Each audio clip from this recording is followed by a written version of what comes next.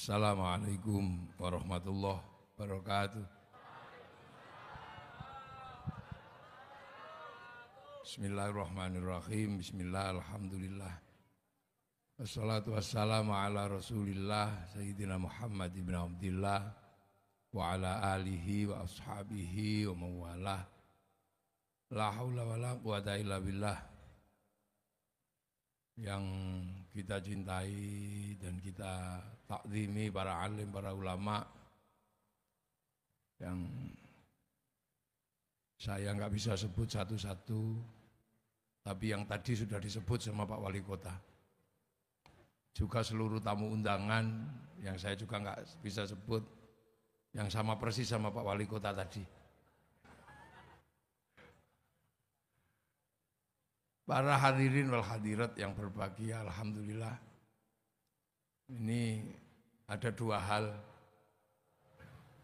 Hal pertama adalah Muharraman tadi itu. Pak Ketua Panitia yang kalah ganteng sama Pak Wali Kota menyampaikan ada dua hal. Satu, kegiatan ini adalah untuk memperingati Muharram, hijrahnya Rasulullah. Yang kedua adalah untuk syuhada Cilegon. Nah, dua hal ini sesungguhnya sama-sama punya rangkaian dan kaitan. Karena sama-sama memperingati peristiwa tragis yang dialami oleh anak manusia. Yang satu adalah bahwa pada bulan Muharram yang tadi diperingati dengan santunan anak yatim, itu adalah mengenang sebenarnya sejarah di mana keluarga Rasulullah, yaitu Sayyidina Husain, dibantai di Karbala pada tanggal 9 Muharram atau 9 Asyura. Jadi Sayyidina Husain itu meninggal dengan cara dibunuh karena konflik politik. Makanya politik itu hati-hati, tugasnya Pak Wali Kota ini menjaga. Karena politik itu kalau sudah nggak terkendali, bahkan cucu Nabi pun menjadi syahid karena peristiwa politik. Konflik dengan Bani Umayyah waktu itu.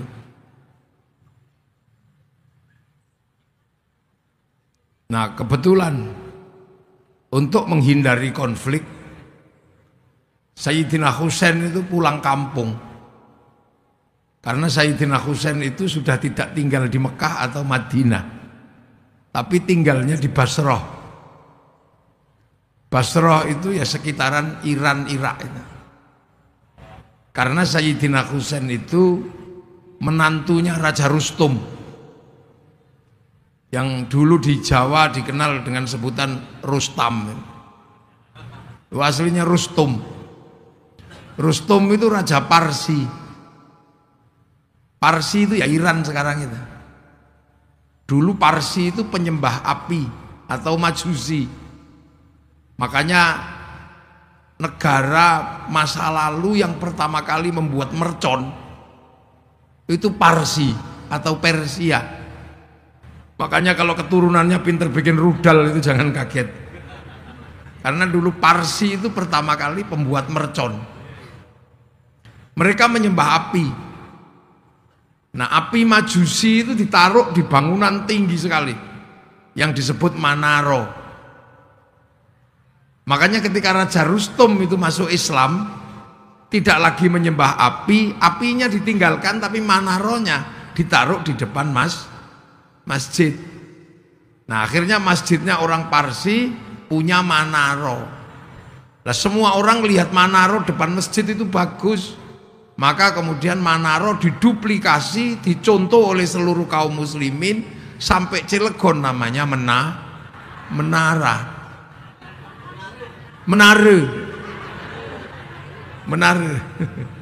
Menara kule. Makanya menare itu sebenarnya adalah sumbangsih peradaban Parsi. Nah, Sayyidina Husain sebagai menantu Raja Parsi terbunuh.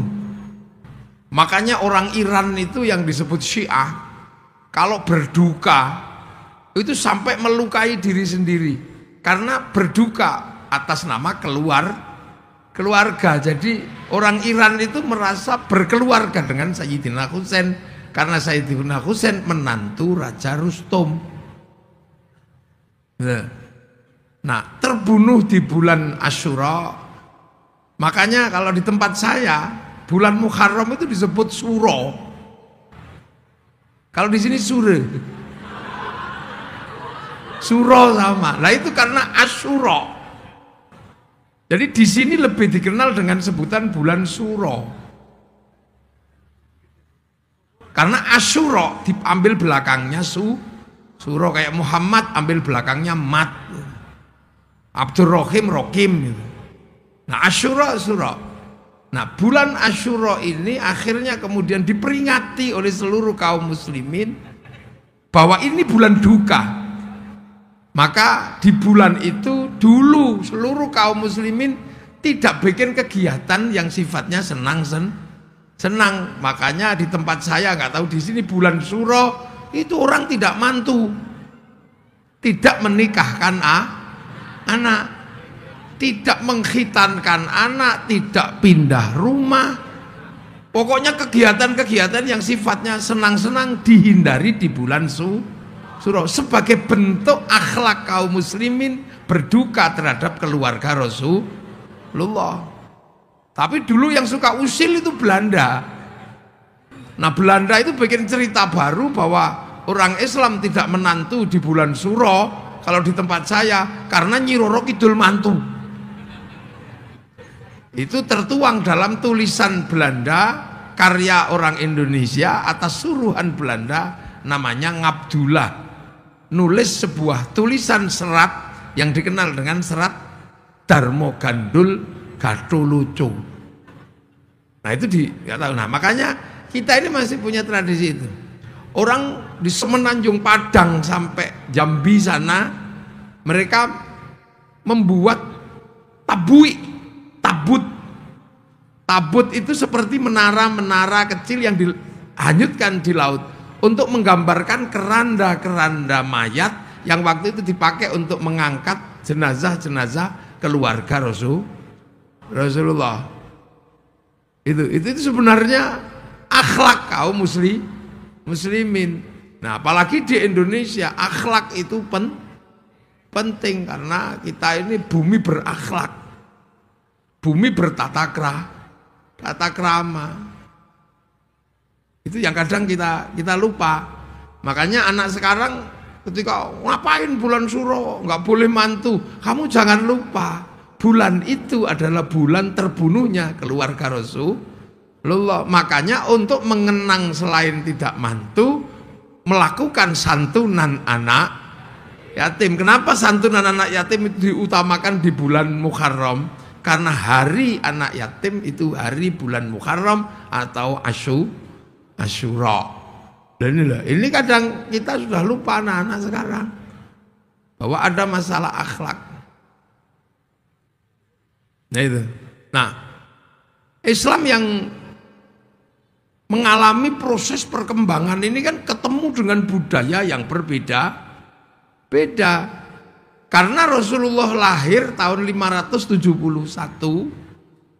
itu saat dunia sudah berisi manusia, sudah penuh bangsa, penuh suku. Jadi Rasul itu lahir paling akhir.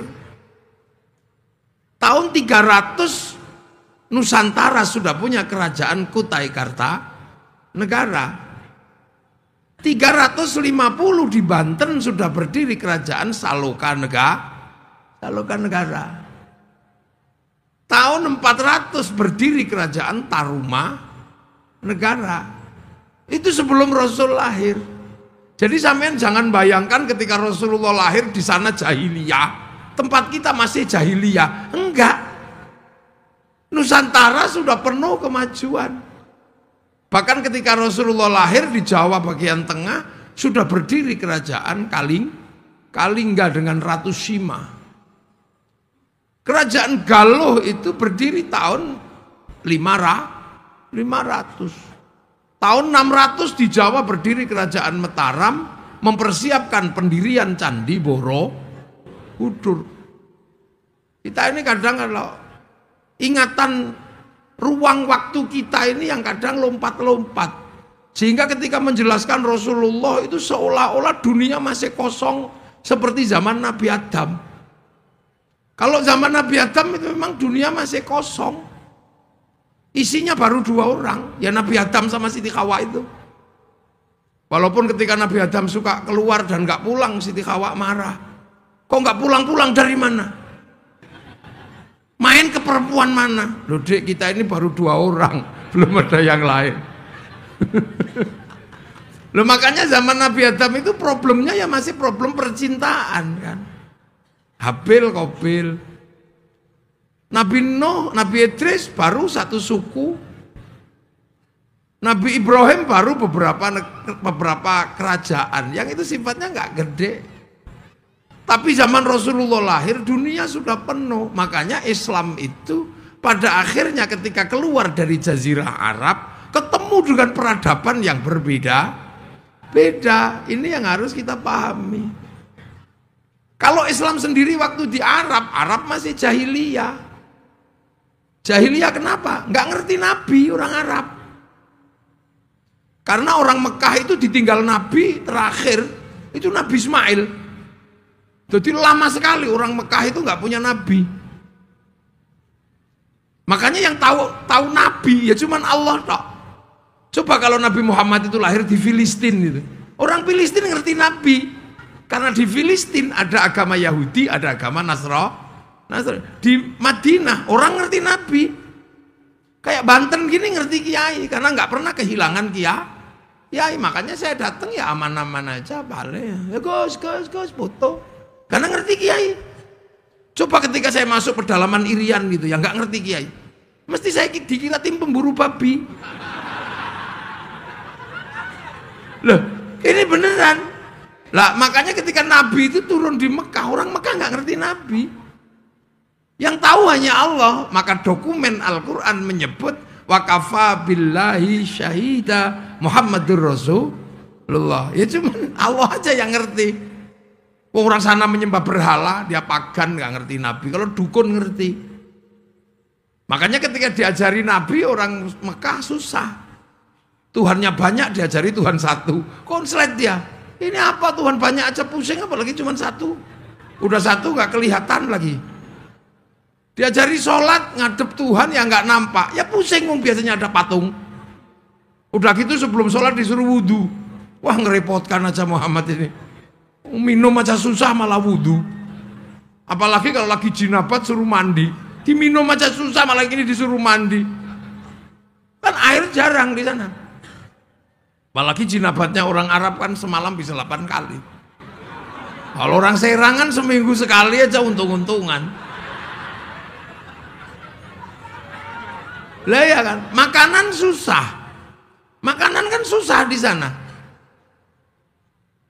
Cari hewan harus berburu. Nanem susah. Makanya orang Arab itu paling suka berkelompok. Karena apa? Berdagang kalau cuma 2 orang, habis diajar sama suku yang lebih besar. Berburu cuma 1-2 orang, nggak ketangkep itu buruannya. Memburu arnab atau apa kelinci itu, ya kecekel karena cuma 2 orang itu. Makanya mereka komunal. Saudaranya dihitung semua karena apa? Untuk kekuatan survival. Makanya orang Arab itu seneng ngumpulin saudara. Ibin sampai banyak. Untuk nginget saudara ini kalau butuh perang panggil semua, butuh berburu panggil semua. Orang sini lupa sama bin lupa. Karena sendirian bisa hidup di tengah sawah, hidup dia. Ya kan, air cari mudah. Ikan cari mudah di situ, pindah situ udah hidup, pindah situ hidup. Makanya orang Arab itu nggak ada kampung kecil-kecil, nggak ada kampungnya besar, Madinah. Makanya kalau bangun jalan cepet karena cuma satu akses. Lah kalau orang sini kan aksesnya banyak ke situ, ke situ, ke situ, segitu. Makanya jalannya kalau masuk kampung rusak. Karena butuh jalan yang banyak, nggak usah pusing, Pak Wali. Tak bela nih sama saya. Tuh itu. Makanya kita punya desa dusun kecil-kecil banyak. Loh di Arab itu kan itu, makanya orang Arab itu ya monoton. Dari dulu ya begitu-begitu aja. Makanya jadi kiai di Arab itu enak karena nggak berubah yang dibahas. Begitu nyampe sini yang dibahas tambah banyak. Makanya kiai sini itu lebih pinter daripada kiai sana. Asli. Orang sana bahas hewan. Dari dulu itu ya cuman itu. Ya unta, kambing, kuda. Nggak ada terus sampai bakasan terenggiling, laron, musang, apa undur-undur itu nggak ada. Lah ya kan di sana kalau bahas makanan apa buah-buahan, ya palingnya dari dulu ya itu kurma, delima, jeruk itu. Nggak ada bakasan duren, kesemek, sawo, cipluan itu nggak ada. Ya kan ulama sana bahas hantu paling dari dulu 2, syaiton, jin. Nggak ada kayak di sini wewe gombel, genderuwo, suster ngesot, kuntilanak, mak lampir, grandong, kolor hijau. Coba itu kalau dicari nasabnya kira-kira sampai jin apa sampai syaiton. Jadi makanya kita ini dinamis karena ketemu dengan yang berbeda-beda. Nah, disuruh puasa, orang sana pusing, ini panas gini suruh puasa, berlapar-lapar, wah ajaran yang aneh. Suruh haji, nengok kampung sendiri gini, batu. Makanya ja'a ghoriban wa sayaudu ghoriban. Islam itu asing bagi orang Arab. Karena apa? Bertolak belakang dengan caranya orang Arab. Mabuk enak nggak boleh, kelahi enak nggak boleh, godol istri orang enak nggak boleh. Ngerepotis pergi. Akhirnya Nabi Muhammad disuruh pergi. Maka ketika mau pergi Rasul berdoa, Allahumma hdi qaumi fa innahum la ya'lamun. Ya Allah, tunjukkan umatku karena dia nggak ngerti Nabi itu. Makanya Al-Qur'an menyebut wa kafa billahi syahida Muhammadur Rasulullah. Sampai akhirnya ada orang yang percaya. Orang sana ya percaya 1-2, yang akhirnya disebut walladzina ma'ahu atau sahabat. Makanya sahabat itu ya orang Arab. Namanya Abu Bakar, Umar, Utsman gitu. Itu namanya sahabat karena Rasul orang Arab. Nggak ada sahabat itu Robin Shah itu nggak ada. Iya kan? Nggak ada Prabowo itu nggak ada. Mana ada? Ya itu. Terus ketemu sama orang yang nggak terima, namanya orang kafir. Orangnya ya sama Abu Jahal, Abu Lahab. Namanya ya itu. Nggak ada orang kafir namanya Mukidi itu ya nggak ketemu. Nah ini bentrok di awal sampai akhirnya terjadi rekonsiliasi ruhama bainahum tarahum ruk'an sujada yabtaghuna fadlan minallah wa ridwanan simahum fi wujuhim min atharis sujud. Semua tidak ada yang lain selain mencari ridho Allah. Loh sampai akhirnya disebut di situ Islam itu dzalika mathaluhum fit Taurat wa mathaluhum fil Injil kazar'in. Islam itu seperti digambarkan seperti tanaman, maka keluar dari jazirah itu ada yang nanam.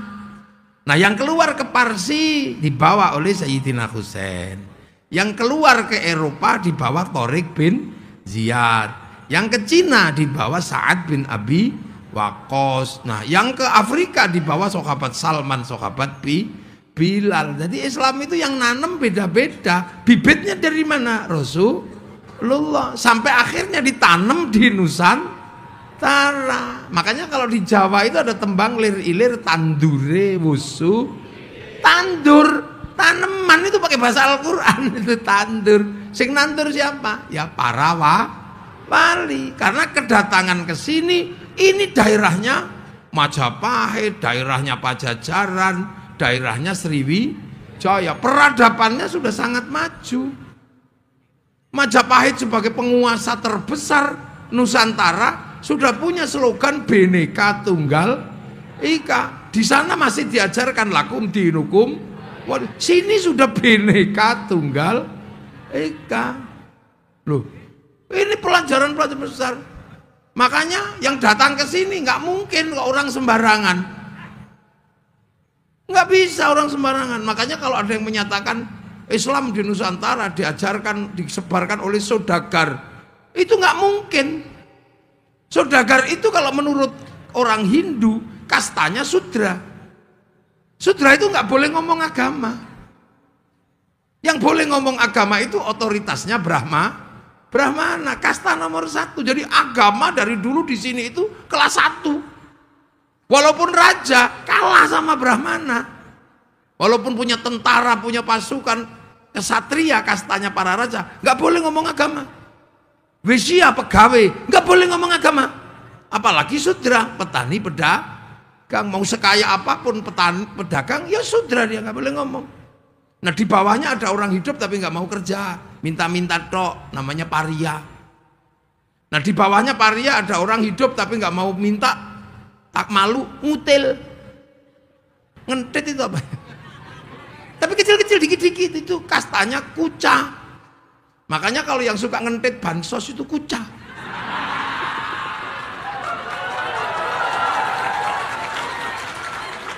Kuca itu, kuca. Lah di bawahnya ada kasta namanya Mleka. Mleka itu maling tapi malu. Pakai tutup hitam-hitam, sembunyi-sembunyi. Itu Mleka. Lah di bawah Mleka itu ada kasta Candala, begal, berani gini. Nah itulah untuk ngadepi itu, makanya otoritas Brahmana itu harus dihadapi oleh otoritas Islam yang seperti apa. Kalau Nabi jelas di sana. Nah otoritas inilah yang menyebabkan yang masuk ke sini yang imbang sama Brahma. Nah yang imbang sama Brahmana itu siapa? Wali. Wali itu la khaufun alaihim walahum yahzanun, punya karomah. Brahmana punya cakti. Makanya cerita tentang penyebaran agama itu tentang kesaktian, tentang apa? Karena kastanya ini memang kasta tertinggi. Kan gitu. Nah, wali-wali inilah yang bekerja tahu. Para wali kok ngajarkan Islam dengan cara kekerasan. Orang sini jagonya kelahi. Loh, orang Nusantara itu kalau diajak kelahi, jangan main-main. Negara di seluruh dunia itu pernah punya masa kelam. Eropa ditumpas sama Mongolia. Mongolia ini penumpas Eropa, penumpas Arab, penumpas Cina. Afrika habis semua, dihajar sama Mongolia yang waktu itu apa rajanya namanya Genghis Khan. Akhirnya kemudian setelah menumpas Eropa dan sekitar Cina, Arab, mereka ke sini mau menumpas kerajaan Nusantara. Sasaran utamanya adalah Singasari, tapi Singasari punya hubungan bilateral itu dengan kerajaan Banten, dengan kerajaan Sriwijaya, dengan kerajaan Pajajaran bersama melawan Mongolia. Utusannya dipotong kupingnya itu sama Kertanegara gitu. Jadi dulu nenek moyang kita sadis, utusan negara kok ngancam potong kupingnya. Makanya saya ingat waktu Pak Harto ada utusan IMF namanya Kamdesus itu. Ini di depan Pak Harto itu. Sambil teken tanda tangan Indonesia harus pinjam uang pada IMF.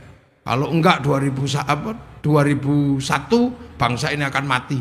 Pak Harto karena cinta pada rakyatnya tanda tangan dia. Itu kalau ingat betul, kalau enggak ada PBB mungkin Pak Harto sudah bawa pisau dipotong kupingnya Kamdesus itu. Perang akhirnya terjadi perang besar.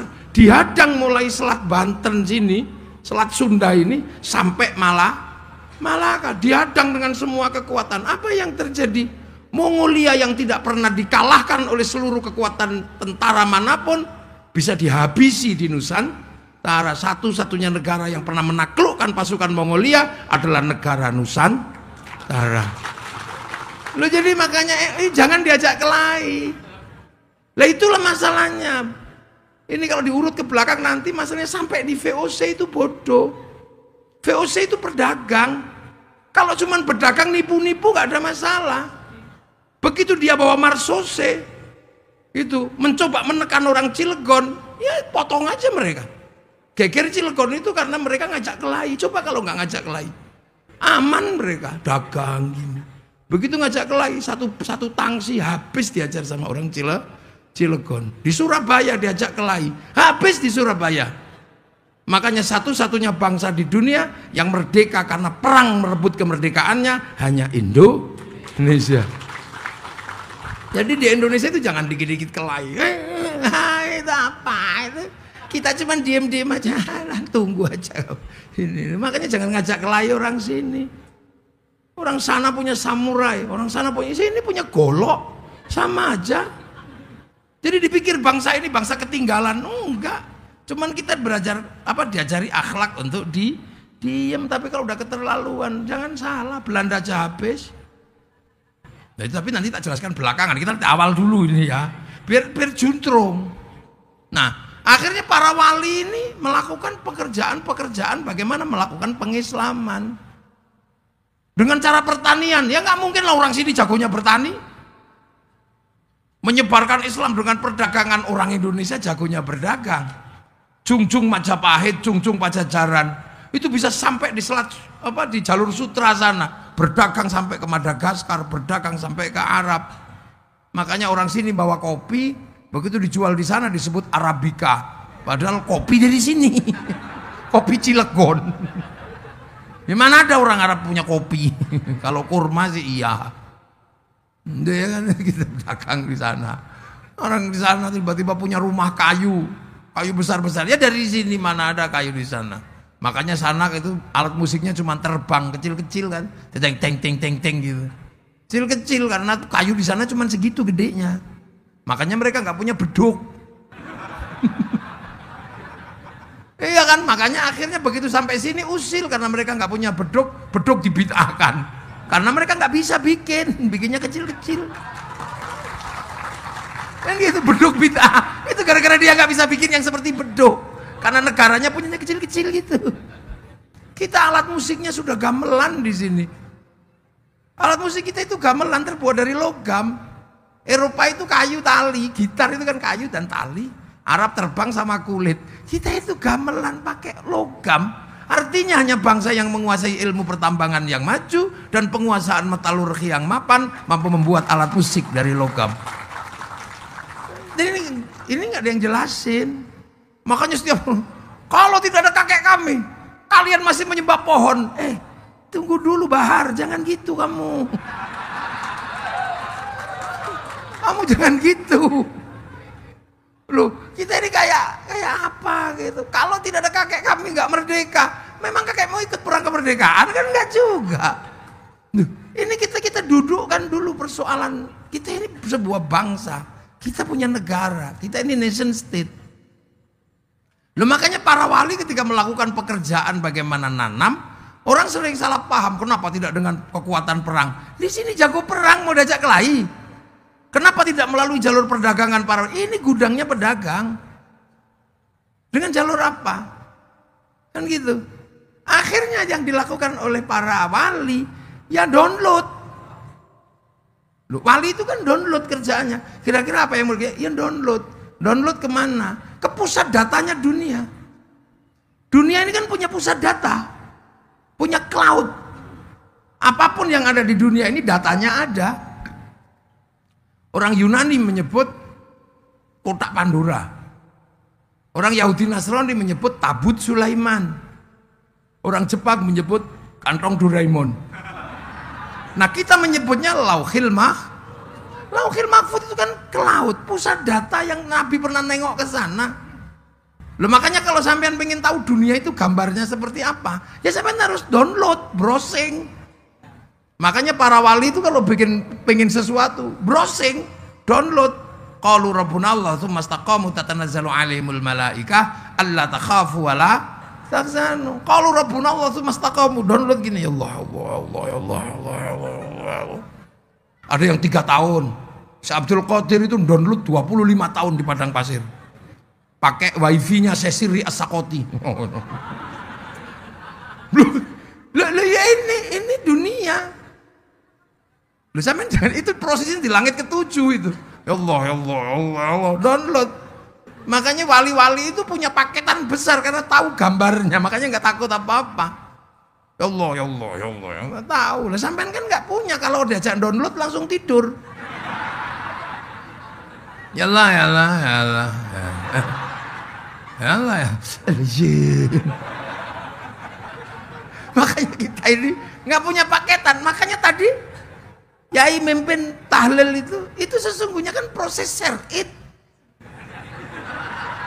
Loh, ini kan proses syar'id, proses tetring tadi itu. Loh, manusia itu seperti handphone. Handphone itu hidup kan karena ada kartunya. Ya kan, kartu itu kan didaftarkan di satelit. Satelit punya program dan paketan. Makanya kartu itu bisa hidup karena menggunakan paket satelit. Tinggal menggunakan provider siapa? Telkomsel atau XL atau Indosat. Semua Indosat itu kan paketannya ngambil dari sana semua. Terus kemudian kita beli paketan, akhirnya handphone kita hidup, terus kirim foto, kirim gambar, kirim apa. Yang penting punya wifi. Lah kalau nggak punya, cari wifi gratis. Gratisan kan. .co.id pergi ke warung, kirim gitu. Lo kan sama manusia kan. Manusia ini kan terdaftar di sana. Alastu birabbikum? Qalu bala syahidna. Didaftar di Lauhil Mahfuz, terus dikasih paketan. Nyawanya sekian, rezekinya ini, suaminya ini. Kan gitu. Makanya kalau paketannya habis ya kick, udah selesai. La yastakhiruna sa'ata wa la yastaqdim. Terus akhirnya ini apa? Ruh ini setelah dapat paketan di sana dikirim ke sini, fanfukhur ruh. Terus dimasukin casing, dimasukin ke raga. Ini raga kan produksi sini, ya kan, buatan sini. Tergantung siapa yang buat, kan gitu, dari makanan orang tuh tua. Makanya kalau diproduksi di Eropa ya casingnya tinggi besar, rambutnya merah. Kalau diproduksi di Arab ya tinggi besar, rambutnya keriting. Kalau diproduksi di Cina ya tembem-tembem sipit. Kalau diproduksi di Afrika ya hitam gosong kayak kopi. Kalau produk Cilegon ya kecil-kecil, pesek-pesek begini kan produksi itu. Loh, itu kan sama dengan kartu ini dimasukkan ke handphone mana? Kalau produk Amerika namanya iPhone. Kalau produk Cina namanya Xiaomi. Kalau produk Korea namanya Samsung. Kalau produk Cilegon namanya Oppo. Ya kan, casingnya beda-beda. Makanya waja'alnakum syu'uban wa qabaila lita'arafu, tergantung casingnya. Makanya yang produksi siapa gitu ya tergantung. Kalau yang produk pesek ya keluarnya pesek. Tergantung yang produksi. Assemblingnya siapa gitu aja. Kalau yang produksi dan yang assembling cantik sama ganteng, nah ini keluarnya.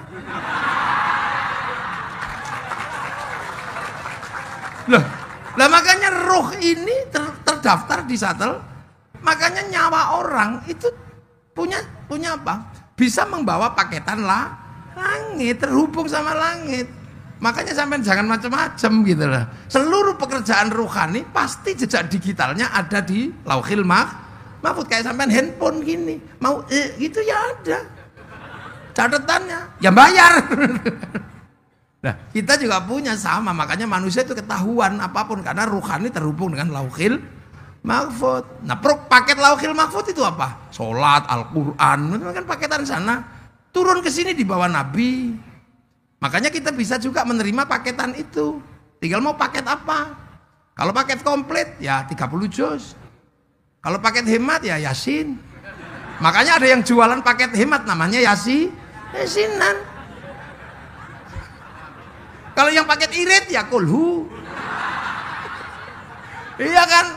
Kayak toko kecil ecerannya namanya tahlilan.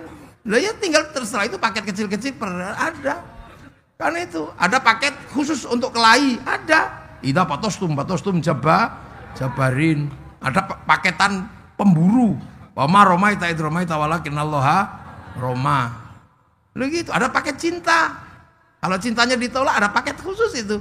Innahu min Sulaiman wa innahu bismillahirrahmanirrahim, ada. Ada paket untuk istri cerewet, ada. Sumumbuk menumium faula. Makanya ada itu sebenarnya paket, itu paket-paket. Nah itu makanya kan kita ini bisa kirim kan. kirim Fatihah, kirim sesama kartu. Maka orang-orang itu bisa kirimi doa, kirimi Fatihah kalau punya wifi. Nah kalau nggak punya wifi, ya cari wifi gratisan. Wifi-nya siapa? Wifi-nya Nabi, wifi-nya wali. Namanya apa? Tawasul itu kan cari wifi gratisan. Makanya kalau cari wali hati-hati, jangan sampai walinya ini tidak terverifikasi, repot sampean. Nah itu makanya akhir-akhir ini ribut kan. Tiba-tiba ada pasar wali baru. Wali kita kan Syekh Abdul Qadir Al-Jilani, Syekh Hasan Sadili, Syekh Bahauddin An-Naqsabandi, Imam Ghazali. Ini kan terverifikasi. Kartunya apa? Karyanya ada, saksinya ada, hidupnya terdaftar. Nah sekarang yang ada kan pasaran wali-wali baru yang kita kadang pusing sekarang. Ada wali bisa Isra Mi'raj 70 kali gitu. Loh, ini harus diverifikasi karena kita paling suka menggunakan wifi gratisan. Ya kan, ada wali bisa memadamkan api neraka. Ini Rasul kalah lama-lama ini. Nah ini makanya pentingnya di situ. Karena kita paling suka pakai wifi gratisan. Terus kita kirim. Pertama pasti kita kirim pakai providernya Nabi. Provider utama ila hadratin Nabiyil Mustafa by name by address. Loh ya kan? Wa ila jamil anbiya, kita nggak tahu namanya, nggak tahu alamatnya saking banyaknya. Tapi begitu wa ila jamil anbiya wal mursalin jelas by name by address. 25 kan? Adamun Idrisun Nuhun Utuma Soleh wa Ibrahimu kulun muttaba Lutun wa Ismailu Ishaku kada Yaqubu Yusufu wa Ayyubu kada Su'aibu Haruna wa Musa wal Yasa Dzul Kifli Tawudu Sulaiman uttaba Ilyasu Yunusu Zakaria Yahya Isa wa Toha Khotimun Tagoya. Jelas. Setelah itu wa ila jami'il anbiya wal mursalin wal ulama wasyuhada wassolihin, kita nggak tahu namanya. Itu. Terus wa ila jami' auliyaillah, kita juga nggak tahu wali itu siapa dan di mana. Apalagi kalau minal masyarik ila maghribiyah, di belahan timur belahan barat, fi barriha wa bakhriha, di daratan di lautan. Daripada kita pusing mikirin itu siapa aja, serahkan sama koordinatornya. Wa ila hadrati sultanul auliya Syekh Abdul Qadir Al-Jilani. Baru kemudian kita kirim wa ila abaina ummahatina masyayikhi kita nggak tahu itu siapa aja. Apalagi wa nakhususun ila jami'i syuhada geger Cilegon. Ini siapa aja? Nah, udah deh. Wa ila jami'il muslimina wal muslimat al ahya. Waduh, yang hidup ini lagi ngapain? Mau kita kirim jangan-jangan lagi bilyat. Jangan-jangan lagi apa? Lu al amwat kita nggak tahu itu by name by address-nya alamannya. Al-Fatihah tetring share it bet itu sudah. Wah nggak nyampe, lo kata siapa? Jangankan Fatihah, sepak bola aja nyampe. Loh, sepak bola itu kan yang nonton cuma satu orang di Qatar sana. Piala Dunia nyoteng satu orang aja, sama dia dinaikkan ke oleh satelit dibagi ke seluruh dunia, namanya siaran langsung. Bagian semua walaupun nggak usah ke sana. Iya kan? Makanya orang kalau nggak percaya doa dibagi, orang itu pasti nggak punya TV.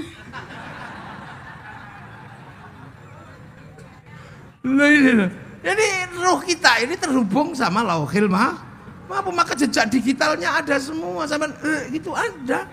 Ngerasani orang ada. Makanya nggak usah khawatir kalau mau dimatiin sama malaikat. Ini gimana caranya? Sherlock. Aman di Sherlock gitu kan. Di Sherlock itu cuma kena sampean, kick langsung di on off, kick selesai itu. Ini kan teknologi. Nah, makanya para wali-wali itu kalau pengen memakai sesuatu dia download. Ini gimana caranya? Kan gitu. Nah, wali-wali menghadapi problem yang berbeda sudah dengan yang di sana. Ketemu suku yang banyak, ketemu bangsa yang banyak, kan gitu. Ketemu agama yang berbeda. Nah itulah maka para wali nanam pelan-pelan. Ketika baru ditanam, ya makanya menggunakan bahasa sini. Di tempat saya ini ditanam di sini, mestinya saya ini syaikhun, ustadzun. Begitu ditanam di kampung sana dikasih nama kiai. Kiai itu bukan cuma manusia, ada kebo Kiai Slamet,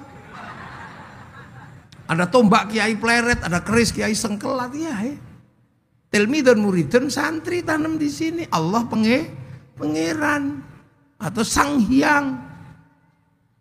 Sholat sembahyang pakai nama sini kan gitu ya, karena awalnya itu Maka ya datang belakangan ya ikut aja di situ namanya sama. Walaupun barangnya beda. Kayak yang datang pertama ke sini Honda, sampai sekarang pinjem Yamaha ngomongnya Honda.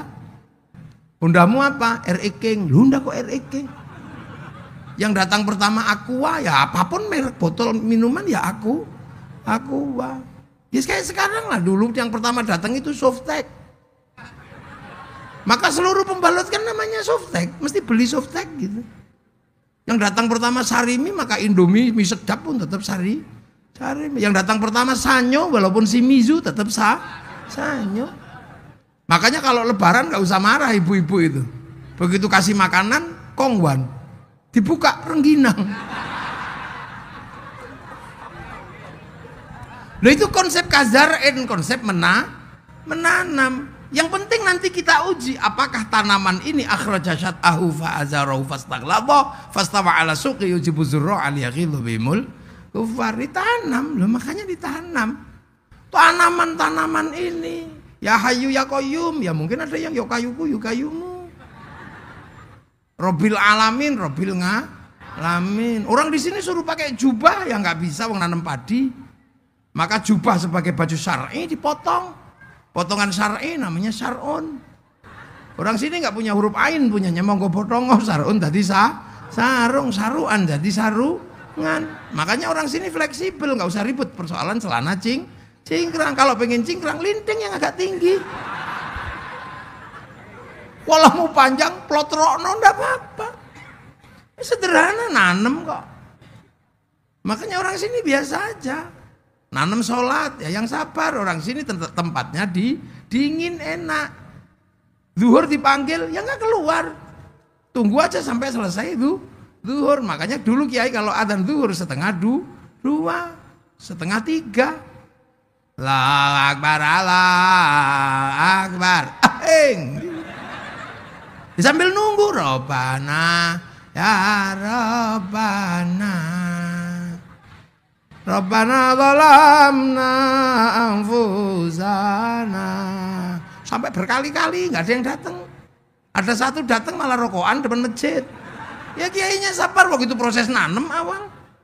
Akhirnya kalau di tempat saya bang capek ya tombo hati. Bang capek ya nambah niatinnya dewe kan ya. Kalau udah nggak tahan baru diuruki anjang aja baru jerandal datang. Kan gitu. Begitu sholat ya biasa aja kiai sini. Yang ditanam itu orang sini matanya nggak bisa Makanya Allahu Akbar. Gak ada Allah. Ya orang sini matanya pasti nengok. Wah, apa itu nyetop ya? Makanya di sini biasa Allahu Akbar. Karena apa? Mata orang sini nggak bisa sholat. Allahu Akbar. Mulutnya cok ini wajah tuh wajah ya. Begitu matanya melek, bu sarungnya bolong. Kalau pilkada, pendukungnya Pak Robinson, Pak Prabowo. Lah ya kan, telinganya juga belum bisa sholat. Allahu Akbar, tiba-tiba dengar bakso, ding ding ding, bakso.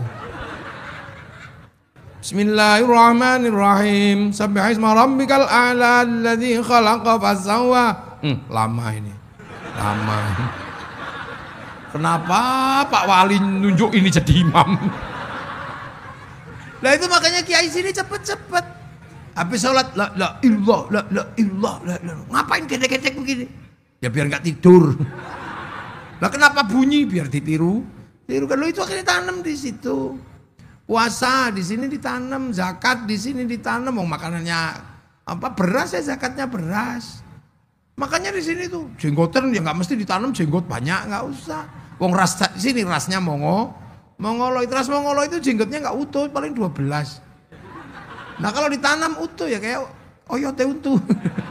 Makanya orang sini nggak itu. Hal-hal seperti itu tuh biasa aja.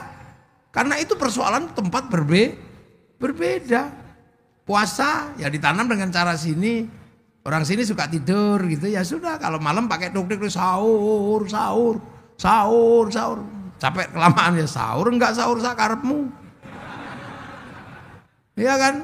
Nah ketika tidur gak bangun-bangun kiainya nyuruh santrinya beli mercon. Karena Islam sholat apa puasa bisa tegak kalau ada mercon karena bangun. Maka polisi sama tentara gak usah ribut kalau bulan Ramadan ada mercon. Itu bagian dari cara kita merespon biar nggak tidur. Nah gitu. Nah belajar mercon aja nggak boleh, apalagi bikin roket. Ya jadi kalau kita perang nanti tentara aja yang perang.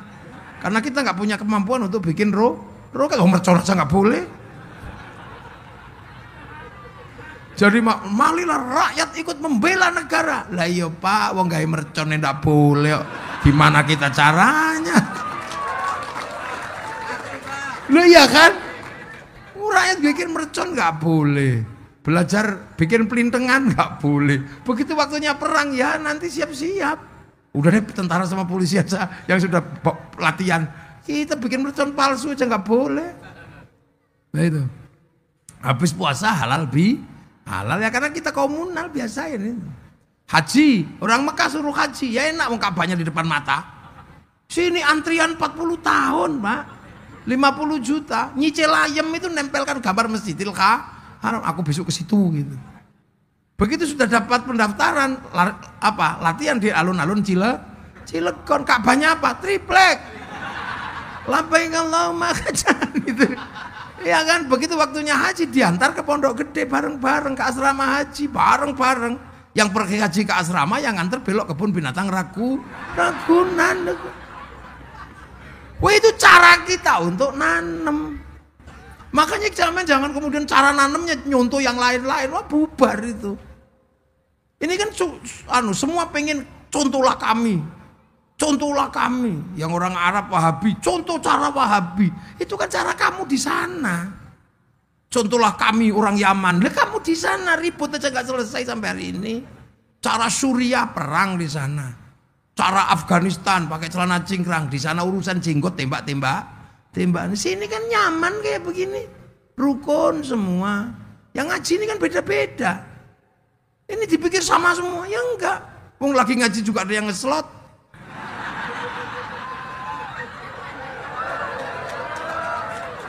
Udah kira-kira ada enggak? Mesti ono. Nomornya piro? Loh, akhirnya ditanam. Nah, ketika proses nanam para wali ini mengkader. Kadernya banyak, kemudian sampai ada Wali Songo. Salah satu kader Wali Songo itu adalah Sunan Ampel. Sunan Ampel punya kader Syarif Hidayatullah Sunan Gunung Jati. Punya anak Maulana Hasanuddin pindah ke Banten. Lu kan itu, makanya bahasanya kan Jawa Serang. Iya, beli mengkonon. Nah para wali ini yang dipikirkan bukan semata-mata nanam agama dalam hitungan-hitungan yang disebut sebagai syarat rukunnya Islam. Tapi yang dipikir adalah ketika nanam ini terus yang jaga siapa? Kan ini tanah orang. Cara nanam di tanah orang ini terus yang jaga siapa? Ya akhirnya harus dijaga oleh sesama kaum muslimin bersama yang lain. Itu kan. Makanya kalau konsepnya adalah konsep menanam, maka penjagaan pagernya harus ada. Pengelolaan lahannya harus ada. Terus menjaga manusianya punya konsistensi seperti apa. Nah itulah. Maka kemudian ketika ketemu dengan manusia yang sudah memeluk Islam dan berbeda-beda, ini jangan sampai manusianya mati. Karena kalau manusianya mati, Islamnya ikut hilang. Maka manusia harus dijaga. Karena laqad khalaqnal insana fi ahsani taqwim, sudah ditanamkan sumarodatna asfal illal ladzina amanu wa amilus lihat, sudah ditanamkan iman, terus jaganya gimana? Ya tidak sumpah Allah. Watin demi buah tin simbol Nabi Nuh, wazaitun simbol Nabi siapa? Nabi Isa, Nabi Ibrahim karena Palestina. Waturi sinin simbol Nabi Musa. Nabi Muhammad sumpah Allah apa? Wahadal baladil amin, dan demi keamanan bangsa dan negara. Makanya setelah wali nanem, yang dipikirkan adalah membuat bangsa dan negara itu aman, berbicara tentang nation state. Makanya kemudian kader para wali bikin kerajaan untuk menjadi embrio bagaimana menata manusia Nusantara yang berbeda-beda, harus rukun, beda suku, beda bangsa, beda agama. Akhirnya menggunakan konsep apa? Ini yang lebih berat. Kalau cuma celana cingkrang aja gampang, tinggal dipotong cingkrang. Kalau cuma gini aja tinggal berubah gini udah sunnah. Kalau gini aja gini mudah. Tapi yang sulit adalah menata hidup seperti Rasulullah. Bagaimana menata orang yang berbeda suku, beda bangsa, beda agama? Yang dilakukan apa? Membangun konsep hidup ala Rasulullah. Kullukum ra'in wa kullukum mas'ulun an ra'iyati. Kalian semua adalah para pemimpin yang harus hidup saling bertanggung jawab antara yang mimpin dan yang dipimpin. Kesadaran setara adalah kesadaran ra'iyah. Ra'iyah adalah hidup berbeda suku, bangsa, agama, tapi saling bertanggung jawab. Dimasukkanlah konsep ra'iyah yang akhirnya menjadi konsep hidup bersama yang hari ini kita kenal dengan istilah rakyat. Satu-satunya bangsa muslim di dunia yang mayoritas mampu menggunakan konsep ra'iyah hanya muslim Indonesia. Jadi jangan dikira ra'iyah itu bukan ra'iyah, rakyat itu konsepnya Nabi. Saudi kembali menjadi kerajaan. Beberapa negara di Arab menjadi komunis. Kita ini ra'iyah, rakyat, kita bukan people. Kalau people itu vox populi, vox dei, suara mayoritas, suara Tuhan. Begitu dia mayoritas, dia diktator mayoritas. Makanya konsep khilafah dan ikhwanul muslimin tidak cocok dengan negeri ra'iyah Indonesia. Kita juga bukan komunis. Kalau komunis itu proletar, diktator proletariat. Makanya nggak cocok. Kita ra'iyah, akhirnya setara. Yang tadinya kawulo, nggak punya hak konstitusi, bisa pidato kule. Yang tadinya hamba sahaya, nggak punya hak konstitusi, bisa pidato saya. Yang tadinya abdi itu bisa pidato abdi mah. Yang tadinya pukulun para dewa, bisa pidato ulun di Banjarmasin. Itu konsep kesetaraan yang dibangun oleh Rasul. Lo tidak membedakan suku, tidak membedakan bangsa, tidak membedakan agama. Itu konsep egaliternya Rasulullah dan berlaku di Indonesia. Makanya kalau ada orang mengatakan kakek kami, kakek aneh, ya enggak masuk mas. Kita ra'iyah, rakyat setara. Inna akramakum indallahi atqakum. Nah, makanya ra'iyah ini kalau ngumpul namanya musyarakah. Musyarakah itu jadi masyarakat itu. Bersekutu, nggak ada keributan. Semua saling melengkapi. Ya kan, kiai sholat. Sholat itu nutup aurat, tutup aurat itu kain. Kain itu urusannya pabrik kain. Yang punya kain pabriknya itu Cina. Makanya kiai jangan suka ngamuk Cina. Kalau kiai ngamuk Cina, Cinanya pergi, udah kamu. Loh itu makanya kiai-kiai itu tawassut, tasammuh, tawazzun. Kita wudhu sholat itu loh, pakai keran sekarang, pakai sanyo, yang bikin mas pion. Ibu-ibu itu cantik seperti itu pakai apa? Bedak Perancis, skincare. Kalau bedak Cilegon bubar, Pak. Beras ditumbuk ya blonteng semua. Duh. Konsep musyarakah ini luar biasa susah ditanamkan. Loh makanya kita haji pakai bank. Kalau kita urut bank itu punyanya Bank Devisa New York. Musyarakah. Kita ini, makanya Rasulullah ketika berbicara tentang agama, mayuridillahu bihi khairan yufaqihu fiddin. Yang dikehendaki menjadi baik oleh Allah, dikasih ngerti urusan agama. Khaironnya nakirah, maknanya khairon kamilan, kebaikan yang sempurna. Baik sempurna bukan milik manusia, itu milik Allah. Maka kalau ada manusia baik pasti tidak sempurna. Sekarang saya tanya, kebaikan malam hari ini pengajian baik apa enggak? Terus yang paling baik siapa? Loh ya saya. Yang lain gak ada yang dikasih kursi, cuman saya. Ya karena orang baik. Pak Wali itu mau pengajian tadi nggak berani mulai ketika saya belum datang. Karena orang baik. Nah, ini kalau mau tahu malam hari ini baik, orang paling baik siapa? Ya Kiai Muafik inilah orang paling baik. Nggak usah bantah sampean. Loh, tapi saya nggak boleh ngaku paling baik. Karena saya baik di sini diundang sama Pak Wali Kota. Kalau nggak diundang Pak Wali Kota, ya saya nggak di sini. Sama Susi mana orangnya? Diundang. Nah kalau gitu baik saya apa baik Pak Wali? Ya nggak bisa. Saya nggak datang Pak Walinya jelek. Masa datengin Kiai aja nggak bisa, loh kan gitu. Jadi baik itu baru saya sama Pak Wali bisa ribut sampai 7 hari nggak selesai itu. Apalagi kalau sampean ikut-ikutan. Yang baik ya kami Kiai. Nah kenapa? Kami mau datang. Kalau nggak ada yang datang ini bukan pengajian, Mak. Cek sound. Ayo. Ini kita di depan mata kita ada contoh kebaikan itu nggak bisa sempurna karena manusia itu kebaikannya bersifat nakira. Terus kalau tiba-tiba tukang soundnya iseng, yang baik saya Kiai. Lah kenapa? Soundnya tak pateni bubar gitu ya. Itu walaupun kadang lupa. Ya itu. The sound itu kan beresiko. Kalau yang undang wali kota pengajian ya pengajian.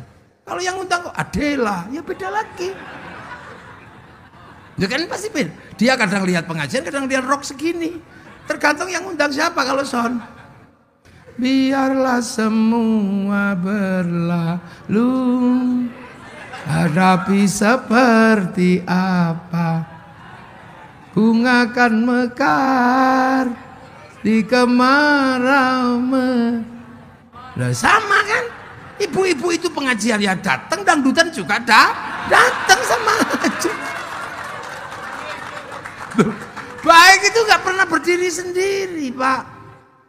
Iya, kata tukang tendanya, yang baik ya kami Kiai masang tenda. Kalau nggak ada tendanya gerimis bubar. Padahal biasanya yang masang tenda ini sholatnya juga nggak rajin. Loh, mana ada baik itu berdiri sendiri. Makanya manusia ini pusat musyarakah, persekutuan. Makanya manusia hidup aja diajarkan Allah doanya Allahumma barik. Lah, nah kenapa bukan barikli? Kenapa mutakalim al ghair bukan mutakalim waqta? Ya karena makan itu nggak bisa sendiri. Sampean begitu ngambil nasi, sampean pasti melibatkan pabrik piring. Itu yang bikin siapa, agamanya apa, kita nggak pernah peduli loh itu. Setiap makanan ada perusahaan piring.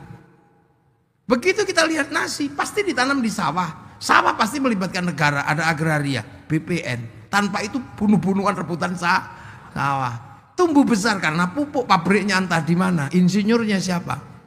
Begitu dipanen, pasti ada alat pemanen padi. Itu pabrik alat mesinnya di mana.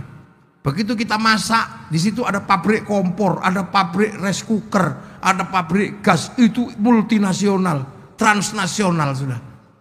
Begitu kita makan dibumbui, ada yang nanam cabai, ada yang nanam tomat, ada yang nanam bawang entah di mana. Setelah itu enak kita kasih garam. Orang Cilegon punya garam, nggak punya. Yang punya orang Indramayu dan sekitarnya ke sana. Iya kan pakai tambak-tambak garam itu kan. Siapa yang tahu waktu bikin garam di tambaknya nggak kencing? Ya kita kan nggak ngerti, jangan-jangan kencing. Makanya orang Jawa curiga sama tukang bikin garam, makanya garamnya dikasih nama uyah. Kayaknya khawatirnya ketika bikin uyah, nguyuh. Loh kan, selesai makan kita ngambil anggur merah, tadi ada di situ. Itu bukan tanaman Indonesia, itu tanaman Amerika, New Zealand, Cina, tanaman Australia. Itu kita datangkan pakai impor, berarti melibatkan negara. Negara menunjuk menteri perdagangan, di situ ada eksportir, importir dengan departemennya masing-masing. Ketika terjadi kesepakatan, ada bill of lading, ada letter of intent. Ketika terjadi transaksi, pasti ada hubungan bilateral, berarti melibatkan obligasi, pasti melibatkan perbankan, hubungannya pasti bank devisa New York punyanya Rothschild Rockefeller. Mau apa kita? Ayo, makanya kita ini konsep hidupnya musyarakah, masyarakat, tidak boleh saling menindas. Nah makanya kalau punya kepentingan bersama membentuk nation state, mari kita bersama-sama, konsepnya wasyawirhum fil amri, musyawarah. Makanya kalau mau melibatkan diri dalam musyawarah, kita punya lembaga majelis permusyawaratan itu sunnah semua di situ. Sunnah yang paling berat itu bukan yang kemudian karo cingkrang, makan 3 jari, itu sunnah mudah. Sunnah membentuk negara ini sunnah yang paling susah. Makanya kalau mau musyawarah tinggal daftar. Pengen terlibat musyawarah jadi kepala desa, daftar ke panitia. Pengen terlibat musyawarah menjadi wali kota, daftar ke KPU. Pengen jadi DPR, daftar ke KPU. Kamu nggak peduli anak siapa, turunan siapa, nggak peduli agamamu apa, daftar boleh. Setelah daftar dan diterima, pilihannya cuma 2. Cari pengikut sebanyak-banyaknya. Kalau nggak dapat, beli. Loh ya kan? Loh ya iya. Yang penting jangan politik. Kalau money politik ditangkap polisi sama tentara. Namanya lain, uang bensin. Kalau diterima masjid, sumbangan. Kalau diterima kiai bisyarah. Itu karena dulu yang nata ini semua adalah para wali, maka teritorinya disebut wilayah. Al-wali punya wilayah. Loh, makanya Indonesia itu disebut wilayah karena kita punya para wali. Kan gitu. Wilayah itu yang bersatu menjadi NKRI, Negara Kesatuan Republik Indonesia. Loh itu. Makanya nyaman. NKRI itu nyaman karena konsep ro'iyah, musyarakah, musyawarah, wilayah. Hasilnya NKRI itu apa? Arab satu bangsa pecah puluhan negara, Cina satu bangsa pecah puluhan negara, Afrika satu bangsa pecah puluhan negara, Eropa satu bangsa pecah puluhan negara, kita puluhan bangsa, suku dan agama mampu bersatu dalam satu negara kesatuan Republik Indonesia. Loh, makanya begitu wilayahnya ini wilayah para wali, maka semua bergerak untuk apa? Menjaga wilayah. Maka ketika wilayah ini dikuasai oleh orang-orang asing dari Belanda, semua melakukan perlawanan. Di Makassar, Sultan Makassar melakukan perlawanan. Di Banten, Sultan Ageng Tirtayasa melakukan perlawanan. Di Jawa, Pangeran Diponegoro melakukan perlawanan. Di Cilegon, Geger Cilegon melakukan perlawanan. Siapa mereka? Penerus para wali, ulama Toreko di sini dulu itu. Makanya Belanda berani mengatakan Inlander yang melakukan pemberontakan di Cilegon adalah ulama Toreko. Qadiriyah Naksaban. Dia itu tegas di sini. Belanda menyebut itu. Begitu Belanda menyebut Toriko Qadiriyah Naksabandia, tiba-tiba mufti Batavia namanya Usman bin Yahya mengatakan memang Toriko itu sesat. Dan kalau melakukan pemberontakan itu namanya gurur. Karena dia adalah muftinya Belanda. Tambah kencang perlawanan Belanda karena apa? Ditopang oleh fatwa mufti Batavia. Loh, kalau tiba-tiba kita merdeka karena perjuangan kakek aneh, kakekmu di mana? Orang pemberontakan Banten aja kalian malah menghabisi ulama-ulama Cilegon. Ini saya baca panjang, Pak. 94 saya sudah baca itu sejarah Geger Cilegon, tapi judulnya bukan Geger Cilegon, pemberontakan petani Banten, yang nulis Profesor Dr. Sartono Kartodirjo. Maka akhirnya penelitian itu diteruskan oleh Martin Brusines, melakukan penelitian, meneliti Toreko di Indonesia. Itu judulnya apa? Tulisannya adalah Tarekat. Itu luar biasa. Akhirnya hasil penelitiannya dibukukan di sini lewat penerbitan namanya Inis tahun 93, 94, 95. Loh, itu jadi keras di sini dulu. Toreko disesatkan. Ketika Belanda hanya mengatakan bahwa ini ulama Toreko, maka kemudian yang punya fatwa bahwa Toreko itu sesat, ya mufti Batavia itu. Habib Usman bin, ya datanya masih ada. Itu kerjasama dengan Senok Rugronya atau Syekh Abdul Ghaffar. Loh, ini kan kita masih punya sejarah. Ya sudah, kalau itu masa lalu ya sudah. Abu Lahab ya tetap Abu Lahab. Nggak usah dibikin Abu Lahab itu pahlawan. Bahwa persoalan Rasulullah ketika ngimami sholat gak pernah baca surat Al-Lahab, gak ada masalah. Kenapa? Karena Ikrimah bin Abu Lahab sudah menjadi makmumnya Rasulullah. Yang gak enak loh. Tabbat yada bilahabi wa tabb. Ikrimah itu di belakang Rasulullah, makanya Rasul gak pernah baca surat Al-Lahab. Ini kan tiba-tiba ada orang yang mengatakan bahwa Utsman bin Yahya adalah pahlawan. Nanti dulu, mufti Belanda kok jadi pahlawan itu gimana? Duh, gitu lah. Loh, makanya saya sarankan nanti mesti dibikinkan ini perlawanan luar biasa. Ini penerus para wali. Dan itu para syuhada. Syuhada itu nggak mati. La taqulu lima yuqtalu fi sabilillahi amwat bal ahyaun. Syuhada itu masih hidup. Makanya ketika masih hidup dan kamu nggak ngerti, nggak usah. Ada yang kamu ganti makamnya, ada yang kamu ganti namanya. Demi apa? Demi kepentingan bahwa kamu pengen punya sejarah di Indonesia. Gak bisa begitu. Makanya siratal mustaqim ada siratal ladzina an'amta. Alladzina itu banyak orang. Makanya kita hari ini bisa begini. Itu yang mati banyak, Pak. Kita punya Indonesia itu ada orang yang memang mati. Jadi itu bukan hadiah kayak Singapura, ada yang mati. Sekarang misalnya merah putih itu murah, 15.000 dapat. Tapi dulu menegakkan merah putih mati. Menegakkan merah putih itu mati. Makanya orang Jawa Tengah kalau menegakkan merah putih biar gak ditembak, taruh dalam rumah. Biar Belanda gak curiga, tiangnya dikasih tebu. Biar gak curiga, tiangnya dikasih pisang. Biar gak curiga lagi, tiangnya dikasih kelapa. Biar gak curiga, tiangnya dikasih padi. Masih curiga, besok datang bawa tumpeng sama ingkung makan. Kata Belanda, oh cuma mau makan aja ribet. Tapi Belanda gak tahu begitu makanan habis, padi mengering, rontok, kelapa rontok, pisang rontok, tebu mengering. Yang tersisa tinggal merah putih di dada kami anak-anak Indonesia. Lah sekarang merah putih itu nggak minta nyawa, cuman minta gini tok, kayak gini tok. Itu aja ada yang bid'ah, ada yang musyrik. Itu mesti zaman perang kayak buyutnya mata-matanya Belanda ini. Ini nggak ada yang cerita, sehingga kita akhir-akhir ini selalu diceritakan berbeda. Karena kenapa saya sekarang banyak cerita? Dari dulu saya cerita, tapi sekarang lebih kenceng ceritanya. Karena apa? Kita punya bangsa. Amerika. Ini begitu dia menjadi negara, dia menanggung kehidupan orang Amerika. Orang Amerika ketika keluar ke negara lain pasti ditangkap, diminta dokumennya karena membentuk negara itu resikonya adalah warganya tidak lagi bebas keluar masuk negara orang. Sama Indonesia begitu membentuk nation state, sampean nggak bisa lagi ke negara orang, sampean warga Indonesia kerja di Malaysia ditangkap sampean. Makanya begitu membentuk negara, negara harus kuat melindungi rakyatnya. Agar negara kuat, maka rakyatnya harus mengerti bahwa perjuangan masa lalu juga berat. Makanya Amerika ketika dia menjelaskan bangsanya, dia nggak ribet, cukup lewat film Hollywood. Dia jelaskan masa lalu Amerika lewat film Bill West sampai The Last of the Mohican. Nah ya, ketika dia gagal di Vietnam, dia bikin Rambo 1 sampai 6. Bangsanya nggak boleh malu.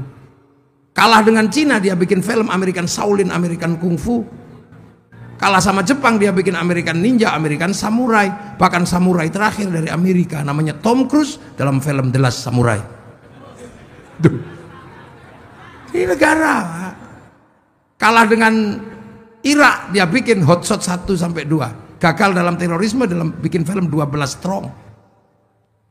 Cina juga sama, dia menjelaskan masa lalu bangsanya, mulai dari ular putih sampai ular hijau, mulai dari Wong Fei Hung sampai Sun Gokong, dia dijelasin. Jepang juga sama, jelasin masa lalunya. Film-film samurai dijelaskan karena dia menanggung dumping. Dumping itu pasar dalam negeri lebih mahal daripada pasar luar negeri. Semangat Bushido dibangkitkan. Makanya dia film samurai dijelaskan di mana-mana. Apa yang terjadi dengan anak-anak kecil? Bikinkan Samurai X. Untuk menjelaskan konflik Tokugawa dan restorasi Meiji, bikin Samurai X dengan tokohnya Rurouni Kenshin. Malaysia mulai menjelaskan masa lalunya kepada anak-anak bangsanya.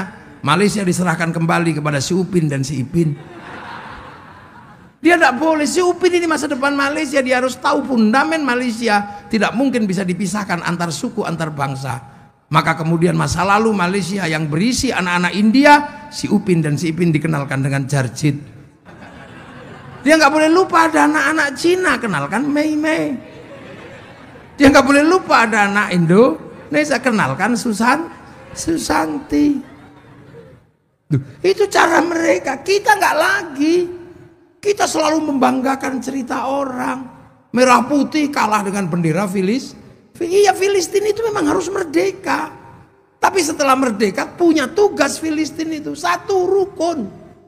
Fatah sama Hamas jangan ribut. Kita kenapa dulu dijajah Belanda begitu lama? Karena kita nggak rukun. Tapi begitu satu bangsa, satu nusa, satu tanah air kita rukun. Baru bisa mengusir. Itu kan kita mesti ngajari dia rukun. Kita ini sekarang punya apa saja kayaknya lebih suka punya orang lain. Punya rambut hitam di merah-merah. Akhirnya jadi LKMD. Londo kok mengendasi. Itu ya. Punya ayam gede dikit, ayam Bangkok.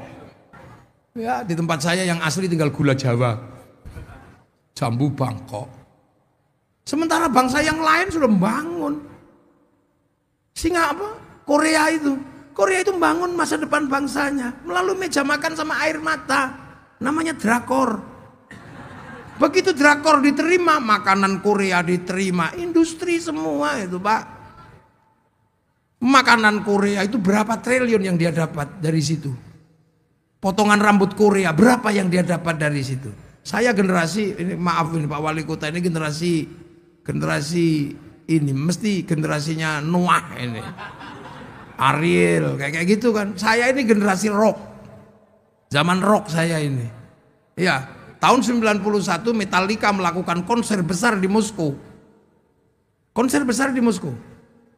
Penontonnya 6 juta orang. Bahkan konser 6 juta orang kalah sama BTS. BTS-nya Korea sekali konser yang nonton 100 juta orang, daring lewat HP. Saya hitung dalam 1 tahun konser mereka menghasilkan 2.500 triliun masuk ke Korea. Duit kita masuk ke sana diam-diam. Kalau dulu ngambil punya orang, jarah, menggunakan senjata. Sekarang ceng ngambil dari tempat kita. Mark Zuckerberg pemilik Facebook, pemilik WhatsApp, bayar 200 triliun diambil dari negara kita setiap bulan. Terus apa yang kita mau pasarkan ke seluruh dunia? Ini bangsa dan negara. Ini zaman digital, gak zaman analog. Dunia sudah berubah. Ayo kita mikir. Makanya saya selalu menyarankan gitu. Pemda punya patung besok. Pemda Cilegon bikin patung di depan kantor wali kota. Yang utuh bersih. Ada rambutnya, ada patung manusia. Terus sampai hitung, biar tahu manusia yang terbaik itu apa yang sudah terjadi. Begitu manusia punya rambut, yang satu mikir pabrik topi. Asetnya triliunan di situ dari pabrik topi. Ngelihat manusia punya rambut, yang satu mikir pabrik semir, triliunan. Yang satu mikir bikin gunting. Yang satu mikir bikin peditok, obat kutu. Yang satu mikir, ini manusia, ini industri. Cilegon ini semua digerakkan oleh manusia. Pabrik Krakatau Steel kenapa? Karena manusia pengen punya bangunan. Dia nambang dan segala macam. Ini industri semua. Begitu lihat muka orang, yang satu bikin celak penghitam muka, alis. Yang ke bawah bikin alis lebih panjang, hidup panjang. Itu maskara. Triliunan aset dia. Ayo, begitu lihat pipinya kusem, bikin blush on. Iya kan di sini skincare. Lihat muka, hidungnya kurang panjang. Bikin apa yang di TV biar sanding. Situ pokoknya. Begitu lihat mulut orang, yang satu bikin odol. Mereknya macam-macam triliunan. Dari mulut manusia punya aset triliunan. Yang satu giginya monyong bikin behel.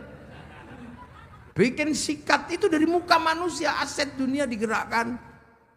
Sampai di sini, bikin cukuran, tatra, silet. Kita malah ribut, ini panjangnya seberapa. Ini duit semua, kita nggak pernah mikir itu. Itu belum sampai lihat jari, bikin kutek, manikur, pedikur, alat potong kuku. Lihat puser, kita lihatnya syahwat. Orang lain lihat bikin katok ke bawah. Dari celana panjang sampai celana pendek, mereknya apa aja triliunan. Di dalam celana diurus sama dia. Iya kan? Ya diurus semua. Yang keluar lewat belakang menghasilkan pabrik Pampers triliunan. Kalau keluarnya terlalu lancar menghasilkan pabrik Introstop. Kalau keluarnya seret melahirkan pabrik Dulcola. Habis melahirkan tisu basah. Duit semua, yang depan melahirkan pabrik kondom. Ayo, itu duit semua, itu manusia. Dan sekarang digerakkan, dunia berubah. Makanya kita bisa melihat sekarang ini dunia berubah. Dulu kita mau lihat kucing Afrika, kita nunggu flora dan fauna. Sehari ditunggu keluarnya Pak Harmoko, Pak Murdiono. Sekarang di sini semua dunia ini tinggal pencet. Kucing Afrika keluar. Tengu Afrika, bokong India keluar, ini semua di sini. Makanya televisi hilang, koran tiba-tiba nggak ada, wartel cabut, apa aja hilang. Perusahaan-perusahaan gulung tikar, kenapa? Dunianya berubah. Kita dulu paling seneng kan kalau rindu kepada kekasih. Kita itu menghasilkan industri gede, kerinduan itu dulu. Menghasilkan industri kertas cinta. Warnanya pink, mereknya Harvest, baunya mawar. Kalau sampai keliru bau melati, bau gendruwo. Iya kan, terus kita mulai nulis kartu pos untukmu kekasihku. Entah kenapa aku merindukanmu malam hari ini. Seberat gunung Krakatau.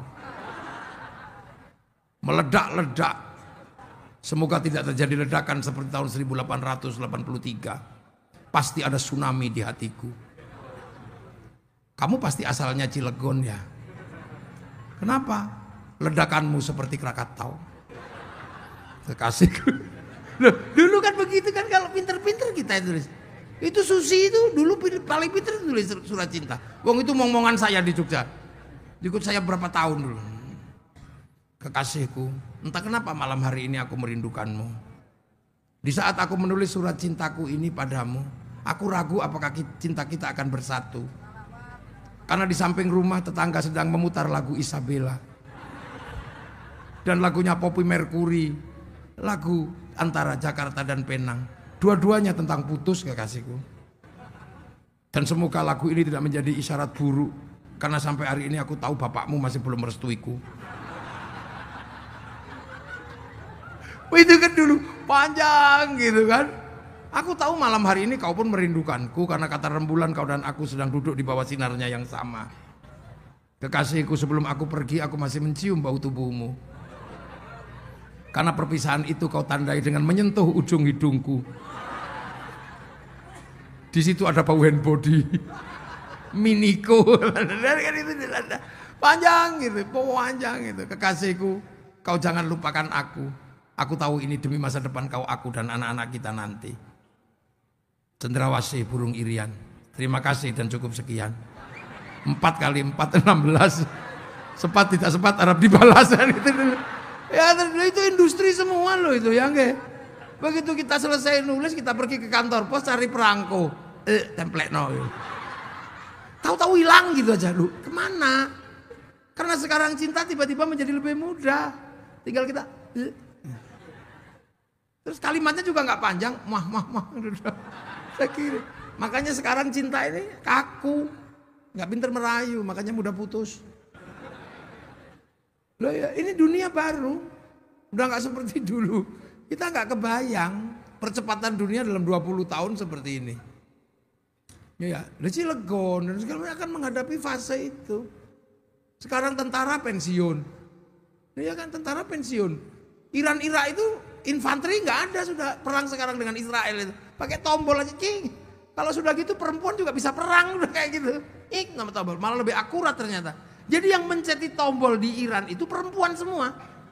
Karena perempuan lebih akurat dan lebih tenang. Makanya perempuan itu kalau udah sadis bahaya, tenang dia. Lu sopir-sopir truk besar di Freeport itu sebagian besar perempuan. Tenang. Loh ya makanya saya itu teman-teman JP3M. Saya punya nyai, istri saya itu kalau nembak titis karena tenang. Saya tanya kenapa kamu bisa setenang itu kalau menembak sana? Karena aku udah terlatih sulit menembakmu. Loh, perempuan roket. Loh, sekarang dunia baru ini nggak usah Jen pensiun. Loh, Jen itu pensiun. Dulu kalau mau urusan cinta, Jen didatangkan Sunan Mata Kaji Hajiku Jaran Kuyang gitu dulu. Sekarang Jen cinta udah berhenti karena cinta tumbuh bersama Avanza. Loh, perempuan kan rasional. Daripada kemenyan mending Avanza. Daripada bau kemenyan mending bau knalpot. Loh iya kan, loh Jen pensiun. Saya ini biasanya kalau bulan Suro, bulan gini itu banyak yang datang. Yai, minta ilmu pukulan. Biar pak langsung pingsan. Kok nggak ada ini orang datang lagi. Ternyata mukul orang itu sekarang 60 juta. Pak, itu di visum 60 juta. Ayo, makanya para jawara ini, saya ini juga tukang kelahi dulu. Tapi begitu sekarang saya belum kelahi, Banser udah maju duluan. Jawara udah maju duluan, nggak jadi saya. Loh, dunia berubah. Kursus-kursusan habis. Dulu kalau ibu-ibu ini diundang wali kota mantenan gitu, bingung cara dandannya. Datanglah ke salon, sekarang tutorial make up artis. Selesai. Dunia baru. Siapa yang mengambil itu dia akan menguasai dunia. Tapi apa yang terjadi? Bahwa bangsa dan negara harus kita jaga. Kalau Cilegon menjaga dengan darah, dengan air mata, geger Cilegon, kita akan jaga bangsa dengan persatuan.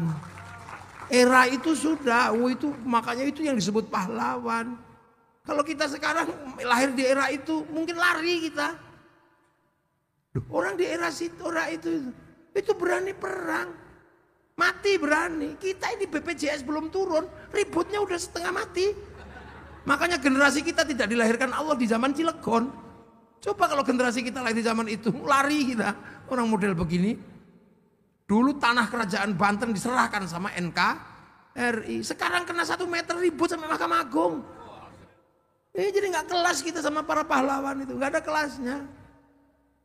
Hebat-hebat keturunan sultan ini, punya masa lalu nenek moyang yang hebat-hebat. Geger Cilegon, Kiai Wasid ini hebat, orang berani gini. Bukan tentara, bukan apa, jawara berani. Karena apa? Demi hak mempertahankan wilayah. Makanya kita nggak boleh lagi dijajah sama atas nama apa aja. Kita Indonesia. Nah itulah maka kiai-kiai itu jaga persatuan.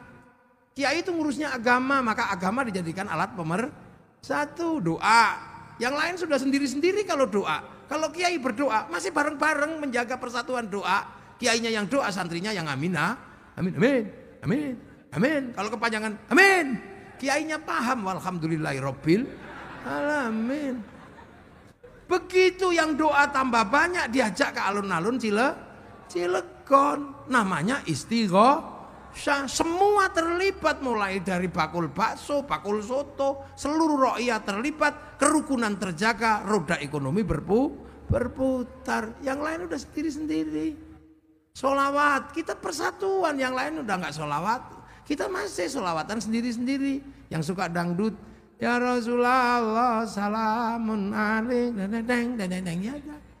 Yang suka orang Jawa ya Nabi salam alaika, ya Rasul salam. Itu yang orang Sunda ya Rasulullah salamun alaik.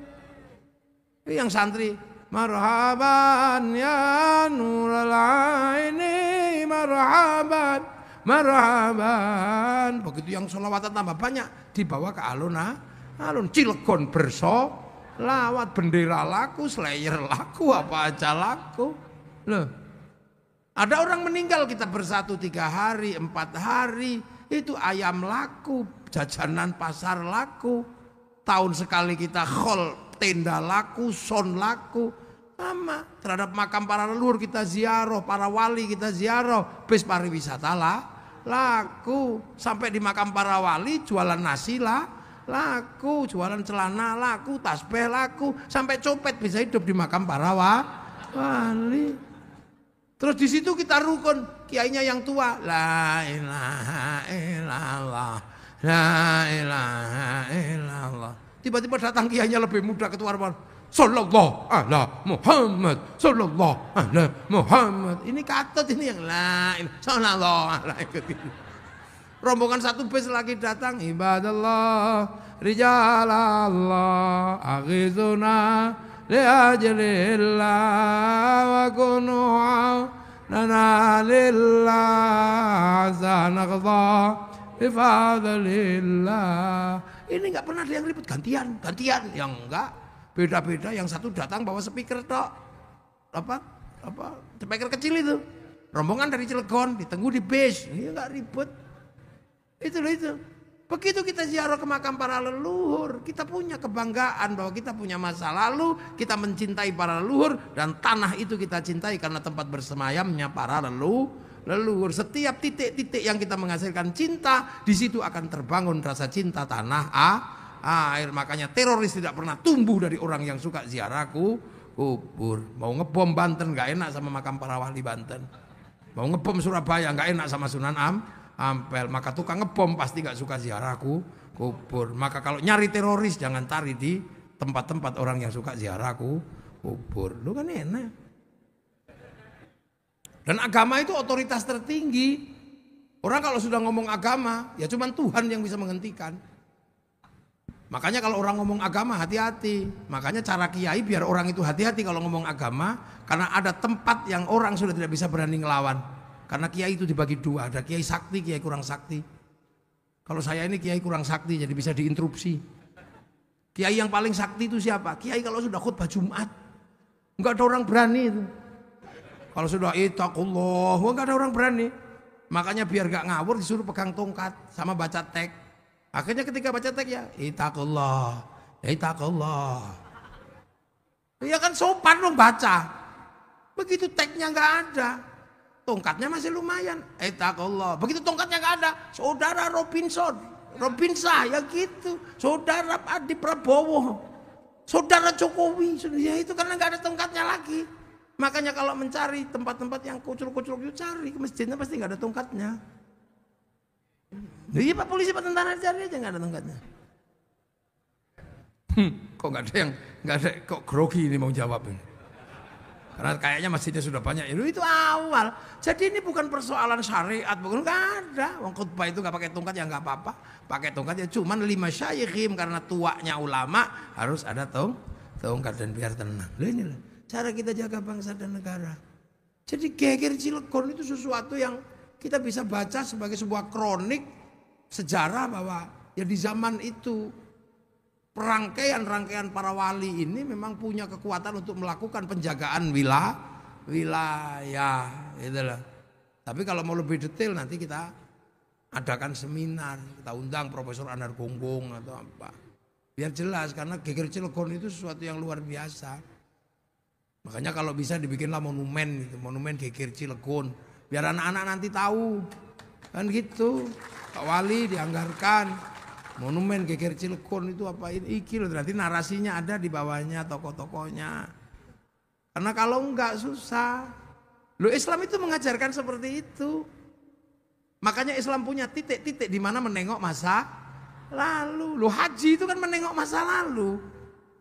Nabi Ibrahim ketika membuka Makkah mencari Ka'bah itu mencari awwala baiti budi alin nazil alladzi bi Makkah mubarakah terus berdoa Rabbana inni askantu min dzurriyyati biwadin ghairi dzi zar'in 'inda baitikal muharram Rabbana liyuqimus sholata faj'al afidatan minan nasi tahwi ilaihim warzuqhum minas thamarati lam yashkurun. Itu menyisakan tapak kaki dikenal dengan maqam Ibrahim. Nabi Ismail membantu dikenal dengan nama Khidir Ismail. Siti Hajar dengan Sofa Marwah. Tempatnya Siti Hawa sama Nabi Adam dikenal dengan Jabal Rahmah. Kita tengok ke sana. Makanya kalau ke Jabal Rahmah nggak boleh pakai topi karena zaman Nabi Adam belum ada pabrik topi. Kenapa kita nggak boleh pakai simpak? Karena zaman itu belum ada jualan katok.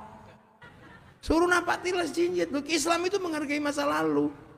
Makanya Nabi Muhammad tidak pernah lupa kama shallaita ala sayyidina Ibrahim kama barok ta'ala sayyidina Ibrahim walladzina ja'u min ba'dihim yaquluna rabbana ighfir lana wa li ikhwanina alladzina sabaquna bil iman. Surabaya punya tugu pahlawan, Jogja punya tentara pelajar, Cilegon punya tugu geger Cilegon. Harus punya, ini pusat perjuangan. Orang-orang yang merelakan darahnya yang disebut syuhada itu harus ada monumennya. Di Mekah monumen Uhud, monumen Badar.